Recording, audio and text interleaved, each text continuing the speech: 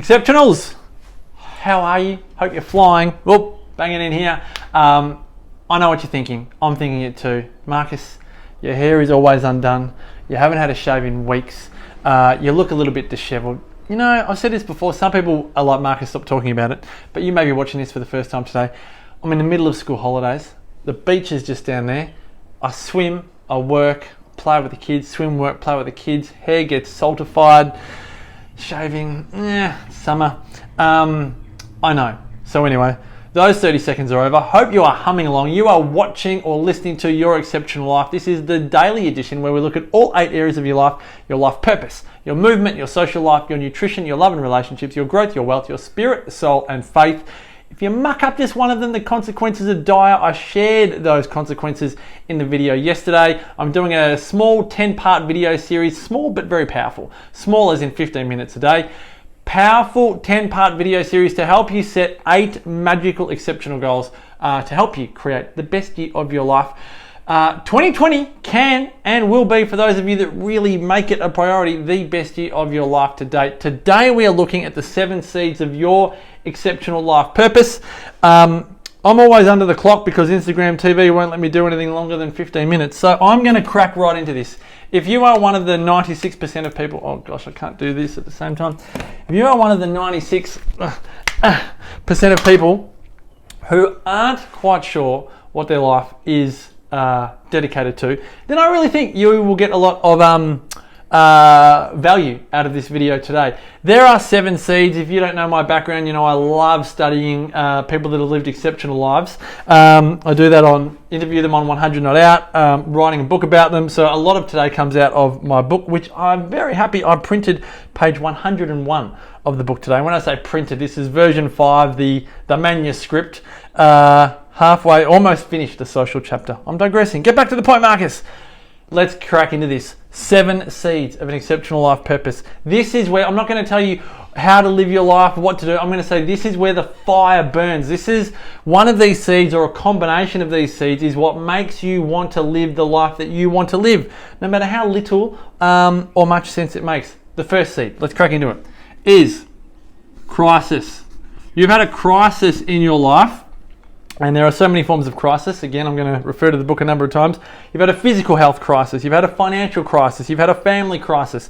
You've had a social crisis, a political crisis, a cultural crisis, a religious crisis, an environmental crisis, which is massive going on in Australia at the moment. And it's this crisis that lends itself to you dedicating your life to something major. Now, there are so many examples. One thing I will guarantee you is, out of the environmental and political and financial and family and physical crisis, a social crisis that is the Australian bushfires at the moment, there will be at least one publicly, but many people privately, where their life changes goes in a whole different direction.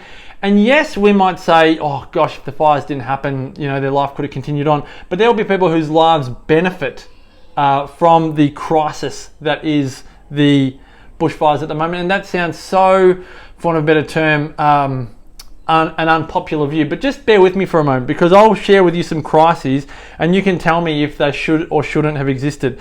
One really obvious one is Churia Pitt, who I saw on Instagram last night has created, what's it called? Spend with them. Anyway, look at Churia Pitt's Instagram profile to see what she's created. It's phenomenal. It's essentially spending money with people that have been impacted by the fires. But Churia Pitt had burns to 65% of her body when she was doing an ultra marathon through the Kimberleys.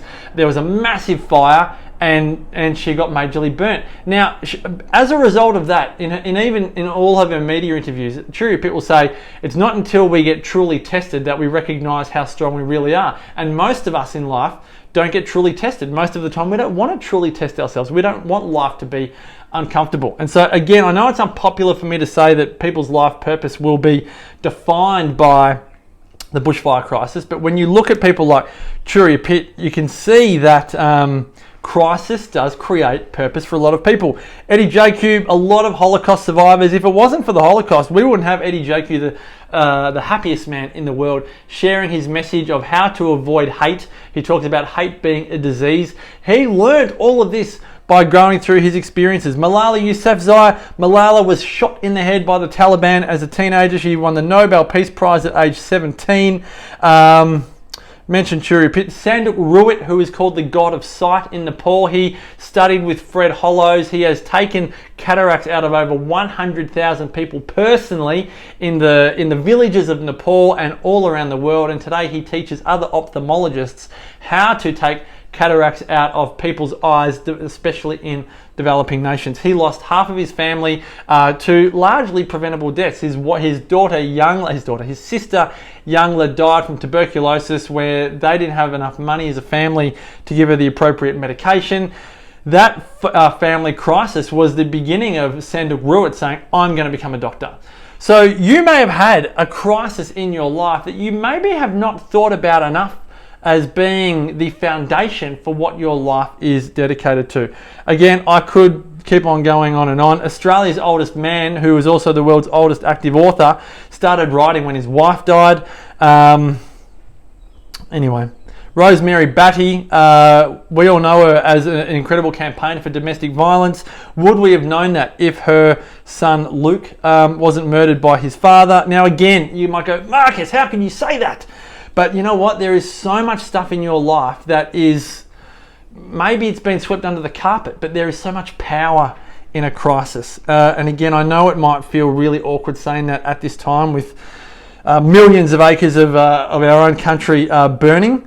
But I tell you what, there will be incredible life purposes that come out of this incredible challenge. There are always two sides to the coin. Again, I feel uncomfortable saying it, but again, history doesn't lie. There is so much in here. I could keep on going. Seed number 2, in the interest of time. Resistant family members. Now you might think that they are a curse, but I'm here to tell you that resistant family members are a blessing in disguise. I'm always about two sides of the coin. So I've just shared one with crisis. There's a massive opportunity on the other side of crisis. Resistant family. You may be someone like Paulo Coelho, who wrote the book of the century called The Alchemist. If you haven't read it, it's on my bookshelf there somewhere. It is one of the best books you'll ever read. Read it over and over again. His parents put him into a mental asylum because they said that he's crazy. In his own words, first they tried to bribe me not to be a writer. Then they tried a psychiatrist. Then one day they lost hope and they said, this guy is crazy. Our son, we love him, but he's crazy because I did not obey the rules that all other people in society were obeying. They sent him to a mental institution 3 times because he escaped every time. Purely because he wanted to be an artist and they thought he was crazy. Do you have family members who resist your crazy ideas? If you do, they are there simply to test how badly you really want to live your exceptional life purpose. You may have parents like Einstein. Einstein's dad wanted him to be an engineer, and Einstein was like, Dad, I want to learn the natural laws of the universe. And Einstein's dad was like, mate, you're crazy. Go to school, get a job, be an engineer. Einstein defied his dad. And you know what's even the cosmic joke on all of that is that Einstein's son, Edward, was it Edward? One of his sons, became an engineer, and Einstein couldn't cop it. It took him a long time to accept his son for being an engineer, and an incredible one at that. But you know, thankfully, people like Einstein defied his dad's best wishes. People like Paulo Coelho defied his family's best wishes. Coelho's books have sold over 350 million copies around the globe. So parental pressure can push you forward. Charles Darwin's dad wanted him to be a doctor. Freddie Mercury's parents, they definitely didn't want him to be a musician.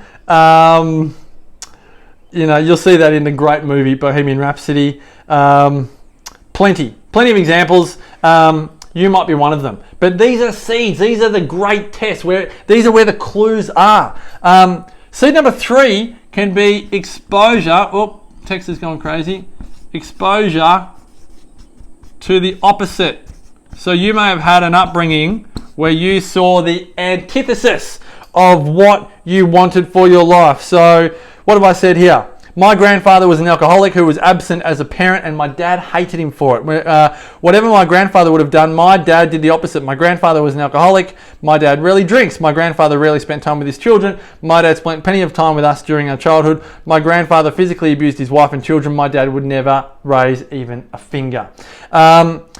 You may have had that type of upbringing. Again, Malala Yousafzai grew up in the Swat Valley of Pakistan, where girls were prohibited from attending school during the Taliban regime. She had exposure to the opposite. That created a seed of her life purpose. Number 4, your parents didn't quite make it. Parents didn't. Sorry for the writing. You probably will never be able to understand that. Normie Rowe's parents didn't quite make it as a musician. Normie Rowe was Australia's first king of pop.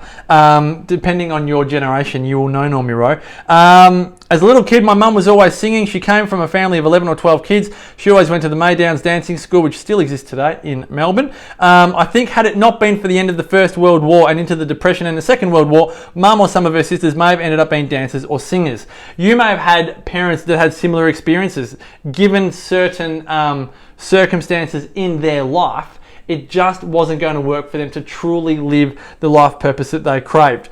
That could be then you go on and essentially live through your parents, or your parents live through you, because you go on and live the life that you wanted to. It happened to Michael Jackson. Michael Jackson's dad, Joe Jackson, he had a band called the Falcons. They had plenty of children in the end, and it just didn't work out for Joe Jackson. But because it didn't work out, you could arguably say the blessing in disguise of that was it lay the seeds for the Jacksons, Michael Jackson, Janet Jackson, and the rest. If Joe Jackson had made it, would the Jacksons have ever really existed? Seed number 5. You have a magnificent obsession. You cannot stop thinking about whatever it is that you love to think about. For me, it's all of this. People that live in exceptional lives. I think about it all the time. Alice Hertz Sommer, the oldest female survivor of the Holocaust, she grew up obsessed with music. She said, "My world is music. I'm not interested in anything else. Music is so beautiful." Beethoven, he is a miracle. I've got the other quote somewhere else. She said, what she said, "I'm Jewish, but Beethoven is my religion," or something. Anyway, I can't find it. She played the music, the piano 3 hours a day, all the way up until her death, age 110. But she was just obsessed with it. Leonardo da Vinci, he was born out of wedlock, so he couldn't go to school back in those days. He found some writing paper or some paper in his dad's office, and he could just go and wander into the bush, the forest, and draw and paint whatever he wanted to. He became magnificently obsessed with all things nature, which wouldn't have occurred if he was born out of wedlock. He would have been at school studying maths, which he did love, but learning it in his own way. You could think of other magnificently obsessed people: Bill Gates, Steve Jobs, Stephen Hawking. You could think of Boyan Slat, ocean cleanup founder, Al Gore, Richard Branson, Deepak Chopra, Fred Hollows in the healing arts, Oprah Winfrey in the media. These guys cannot stop thinking and doing what they love to do. If you're working a job that you don't love, but you've got this magnificent obsession of all other things, it's never going to work out. The sooner you commit to your magnificent obsession and you just do that, don't think about it and don't plan for it, like just do it. Just do what magnificently obsesses you. You will begin to feel like you are living more of your exceptional life. And magnificent obsessions come from stuff that you think about, like you're drawn to all the time, that you just cannot stop it. Seed number 6, family or personal, but I'll just put family, desire for wealth or fame. Oh dear. Oh dear. So Mozart's dad, Leopold, he wanted Mozart to be a musician. Mozart was a child prodigy. His dad wanted money, and so he got Mozart and his sister. Oh, the time is about to go. Mozart and his sister to go and perform. Mozart wanted to be a composer. Told his dad he wasn't going to do it, and so he stopped doing it. I'm going to go over 15 minutes. Stuff Instagram. We'll just put this on Facebook. Andre Agassi's dad, he had his son. Where was it? Did I put it in here? Here we go. The 7-year-old Agassi would hit 2,500 balls per day. 17,500 per week. The 7-year-old. Over the course of a year, that's almost 1 million balls. Of his father, the young Andre observed that Agassi Sr. believes in math.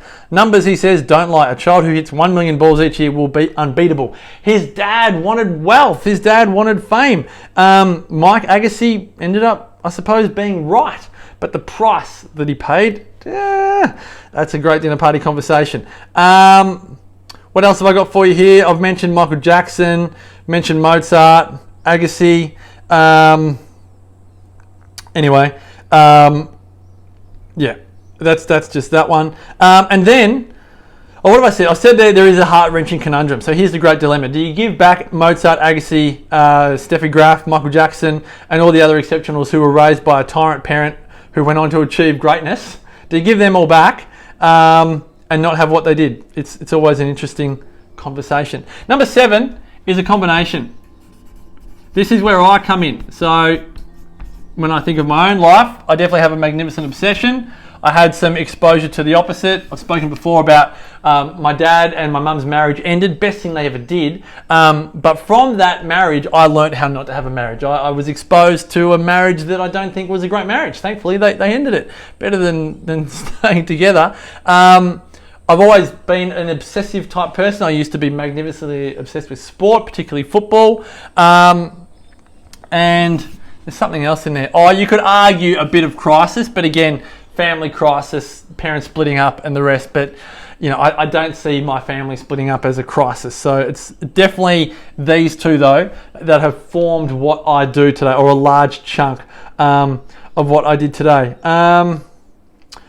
There's heaps in here. I could keep on going. But I think the most important thing for you right now as I put this away is to consider, don't try and work out your life purpose watching this. I just want you to consider, where are the seeds? Have you had physical, financial, family, environmental, cultural, religious crisis? And have you just swept it under the carpet? Because that could really be where your power lies. It all comes down to your story. People often say to me, Marcus, you have a great story. You know what? My story is actually quite boring. I've just put effort into telling my story, into writing my story and sharing my story. Any story in here is incredible. And everyone has an incredible story. When you really dig into where your life purpose lives, where its foundation is, and it's somewhere in a crisis, a resistant family or family member, the exposure you had to the opposite, your parents who didn't make it, your magnificent obsession that you have, family desire for wealth or fame, or a combination of any or all of those.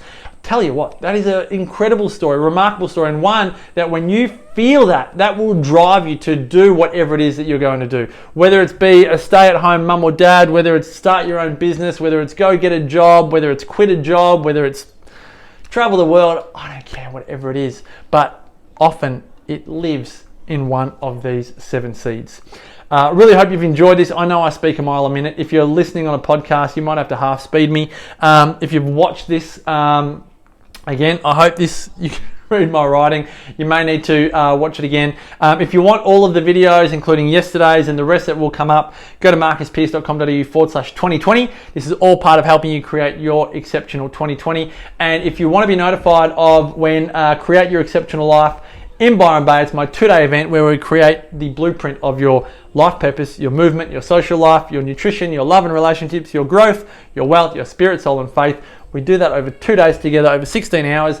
That is over at marcuspearce.com.au/Byron Bay, and I will send you all the details. That's it, folks. Make sure you have a look at this. This is the seed of your life purpose is in this seed. Don't try and define your life purpose right now. Just identify the seeds that really ring true with you.